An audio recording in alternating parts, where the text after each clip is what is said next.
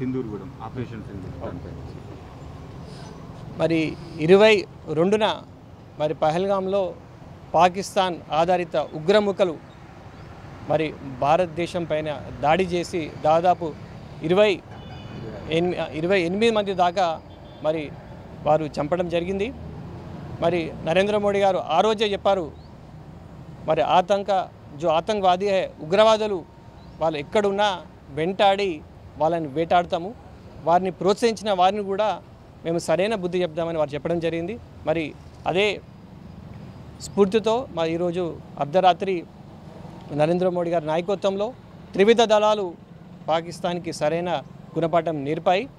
దాదాపు 9 స్థావరాల్లో 4 పాకిస్తాన్లో 5 మరి పాకిస్తాన్ ఆక్రమించిన కాశ్మీర్లో ఉగ్రవాద స్థావరాలని లష్కరే తోయిబా కావచ్చు, జైషే మొహమ్మద్ కావచ్చు, మరి హిజ్బుల్ ముజాహిదీన్ కావచ్చు, ఈ ఉగ్రవాదుల స్థావరాలని మరి భారీగా ధ్వంసం చేసి భారతదేశ గౌరవాన్ని కాపాడింది. దీనికి ఆపరేషన్ సింధూర్ అని పెట్టారు. ఎందుకంటే ఆ రోజు చాలామంది మహిళలు భర్తలను కోల్పోయారు ఆ రోజు. మరి ఖచ్చితంగా వారందరికీ గౌరవం ఇచ్చుకుంటూ ఈరోజు ఆపరేషన్ సింధూర్ అని చెప్పి మరి చనిపోయిన వారి ఆత్మ శాంతించుతుందని నేను అనుకుంటున్నాను.